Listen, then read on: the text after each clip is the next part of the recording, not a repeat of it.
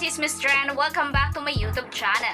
Kinumpirma na nga ni Bea Bores ang kanyang pagdadalang tao sa kanyang YouTube channel kung saan naglabas ito ng vlog sa pagkumpirma sa kanyang pagiging isang ina. Makikita na binahagi ni Bea ngayon sa kanyang latest vlog ang kanyang journey kung saan dito ay una niyang nalaman na siya ay nagdadalang tao na.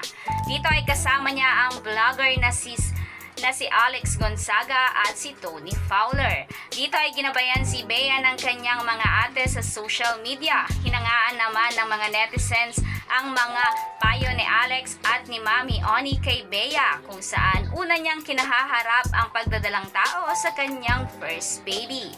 Ibinahagi na rin ni Bea ang magandang balita sa kanyang malalapit na kaibigan sa industriya ng showbiz at dito ay makikita ang kanilang naging reaksyon na masayang-masaya para kay Bea dahil hindi nga raw nila ito akalain at masaya sila dahil sa pagiging isang ina na ngayon ni Bea. Ayon kay Bea Bores, ang pagbabahagi nito ng kanyang pregnancy ay masaya para sa kanya dahil isang blessing nga raw ito mula sa may kapal.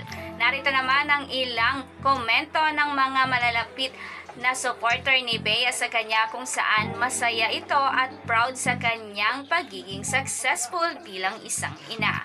Matatandaan na una nang napabalita ang pagbubuntis ni Bea kung saan inireveal ito ng pambansang marites na si Sian Gasa, ngunit nananatili siyang tahimik sa mga binabatong patungkol sa kanya. At ngayon nga ay muli nang nireveal ni Bea ang katotohanan sa kanyang pagdadalang tao.